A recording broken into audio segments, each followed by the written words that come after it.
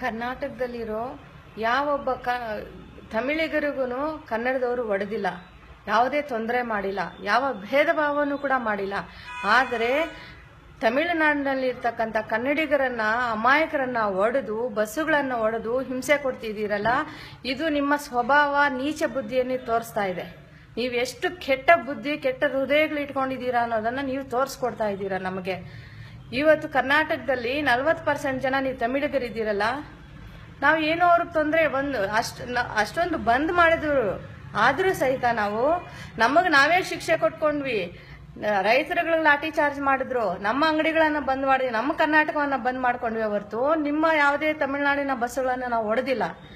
ಆದ್ರೆ ನೀವು ಇವತ್ತು ಕನ್ನಡಿಗರನ್ನ ಅಲ್ಲಿ ಒಡೆದು ಹಿಂಸೆ ಮಾಡ್ತಾ ಇದ್ದೀರಲ್ಲ, ಇದು ನಿಮ್ಮ ನೀಚ ಕೃತ್ಯ.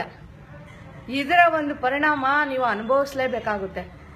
ಯಾಕಂತಂದ್ರೆ ಕನ್ನಡಿಗರ ಎಷ್ಟು ಕರುಣಾಮಯಿಗಳು ಅಷ್ಟೇ ಕೆರಳಿದರೆ ಅದರ ಒಂದು ಅನಾಹುತ ತುಂಬಾ ಘೋರವಾಗಿರುತ್ತೆ.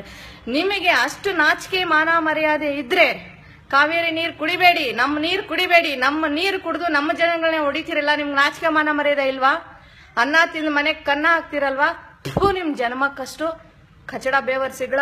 ನಿಮ್ಗೆ ಅಷ್ಟೊಂದು ಮಾನ ಮರ್ಯಾದೆ ನೀವು ತಮಿಳಿಗರಿಗೆ ಹುಟ್ಟಿದ್ರೆ ಕರ್ನಾಟಕದ ಕಾವೇರಿ ನೀರು ಕುಡಿಬೇಡಿ, ಇದನ್ನು ಮಾಡಿ, ಅವಾಗ ನಾವು ಮೆಚ್ಕೊಂತೀವಿ.